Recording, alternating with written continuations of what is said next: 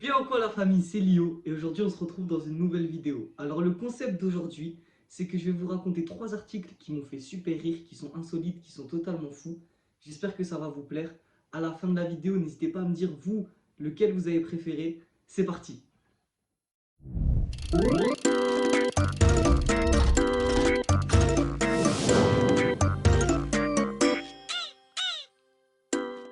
La première histoire est folle. Alors c'est l'histoire d'un cambrioleur qui se coince dans une cheminée. Il faut 12 pompiers pour le sortir de là. En gros, c'est l'histoire d'une famille aux États-Unis qui était tranquillement en train de passer une bonne soirée. Ils ont même fait des chamallows dans la cheminée, regardé des films, ils ont fait des jeux de société. Ça, c'est le père qui explique ça à la fin. Et ils sont allés se coucher vers minuit à peu près. Et vers 3 heures du matin, le père, il entend des bruits bizarres chez lui. Alors il descend, il va voir dans toutes les pièces et tout, et il trouve rien du tout. Du coup, il commence un peu à paniquer, il se dit c'est bizarre, parce que j'entends des bruits vraiment. Donc il appelle la police vient, tout ça. Il ne trouve rien sur les lieux. Rien dans la maison, rien autour. Vraiment, il n'y a personne. Du coup, la police repart, la famille se rendort tranquillement, et le père reste assis sur le canapé. Quand il s'assoit, il se dit c'est bizarre quand même. Et il entend des bruits quelque part. Et il essaye de voir d'où ça vient, il se rapproche petit à petit. Il se rapproche de la cheminée et il entend des prières. Il a entendu la prière Ave Maria et il y avait quelqu'un qui priait pour dire je veux sortir de là, je veux sortir de là. Alors le père il commence à paniquer et tout, il rappelle la police en urgence. La police arrive, il regarde dans la cheminée et oui, il y avait bien, bel et bien quelqu'un qui était enfermé. En fait, il était rentré, comment expliquer? La cheminée était comme ça et il a mis ses pieds en avant et il était coincé comme ça du coup dans la cheminée. Il pouvait plus bouger. Et, et du coup, ils ont dû appeler les pompiers. Il a fallu 12 pompiers pour le sortir de là. Ils ont dû couper la cheminée, tout ça, pour sortir l'homme, sans le blesser, évidemment. Au final, le cambrioleur a dû se rendre à l'hôpital pour faire des examens. Tout allait bien pour lui, mais malheureusement, il a fini en prison. Et la famille a eu un peu peur, mais l'a beaucoup pris à la rigolade parce que c'est une histoire vraiment insolite. Donc au final, tout est bien qui finit bien et la première histoire se passe tranquillement.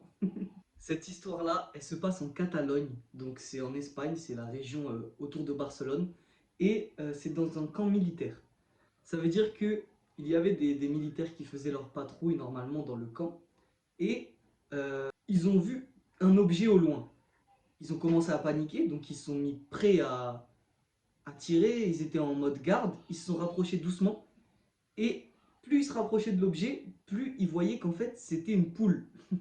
Il y avait un poulet qui était posé dans la base militaire normale. Et au début, ils se sont dit bon, rien d'alarmant.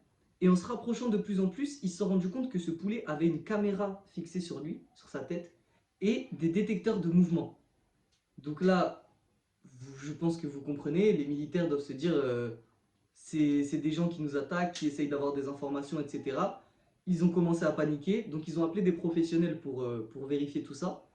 Petit à petit, ils ont réussi à attraper le poulet et à regarder ce qu'il y avait écrit dessus. Et en fait, sur les capteurs et tout ça, il y avait écrit Université de Gérone, étude de la faune. Ça veut dire qu'en fait, c'était un poulet qui était destiné à une étude pour une université. Au final, ils ont réussi à retrouver le propriétaire du poulet. Et quand ils se sont retrouvés tous ensemble, ils ont demandé pourquoi le poulet était là. Le propriétaire leur a répondu qu'en fait, il ne savait pas qu'ils étaient sur un lieu où ils n'avaient pas le droit d'être, une propriété privée. Donc, eux, ils faisaient une étude où le poulet était censé être la victime et devait se faire attaquer par des aigles et tout ça parce qu'ils étaient en train de travailler sur ces animaux.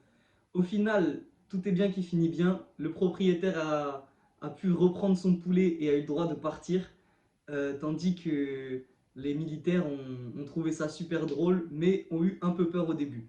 Euh, L'enquête zoologique a fini par bien se passer, et encore une fois, tout est bien qui finit bien. L'histoire que je vais vous raconter, je crois que c'est ma préférée de tous les articles. Elle est simple, mais efficace. Alors en fait, c'était un jeudi soir, si je dis pas de bêtises, dans la région de Doubs, en France. Et des amis retraités sont des habitués de la pétanque, tout ça, ils ont l'habitude de jouer entre eux. Et un soir, ils se sont dit, venez, on va faire une partie. Donc, ils vont sur le terrain de pétanque. Il est à peu près 22-23 heures. C'est que des amis retraités, tout ça, ils ont l'habitude. Ils commencent à jouer, tout se passe bien. Et d'un coup, pendant qu'ils jouaient, il y a deux mecs qui arrivent cagoulés en courant. Et du coup, bah, les joueurs de pétanque commencent à paniquer, ce qui est totalement logique. Les deux mecs cagoulés arrivent sur le terrain, prennent le cochonnet, donc le, la petite boule qui sert à repérer. Pour ceux qui ne savent pas jouer à la pétanque, il y a une petite boule qu'on lance, et après les grosses boules doivent être la plus proche de celle-ci.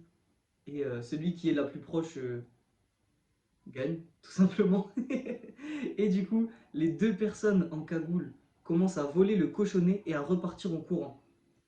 Les joueurs sont sous le choc, ils restent bouche bée, ils se regardent, ils se disent qu'est-ce qui vient de se passer et tout, parce que deux mecs cagoulés qui viennent faire une sorte de braquage de cochonnet, c'est un peu fou. Alors ils commencent à retourner voir leur voiture si tout se passe bien, si rien n'a été cassé, rien n'a été volé. Il n'y a rien eu du tout. Et au final, un d'eux avait un deuxième cochonnet de rechange, alors la partie a pu continuer tranquillement et il n'y a eu aucun dommage. Cette partie était assez insolite pour eux et au final, eux aussi ont fini par le prendre par la rigolade parce que c'est quand même fou que quelqu'un vienne faire un braquage de cochonnet, surtout à 23 heures dans une petite région. Je trouve que celle-là, elle est folle, elle est trop drôle. Dites-moi vous ce que vous pensez de celle-là, mais je la trouve trop puissante. C'est le genre de blague qu'il ne faut pas faire, mais qui est super drôle. Voilà, du coup, la vidéo touche à sa fin. J'espère que ça vous a plu. J'espère que vous avez mis en commentaire quel article vous avez préféré, quelle histoire insolite. Personnellement, j'ai kiffé les lire, regarder d'où ça venait, comment ça s'est passé et vous les raconter. J'espère que vous avez pris du plaisir et je vous dis à bientôt sur Internet, la famille. Ciao!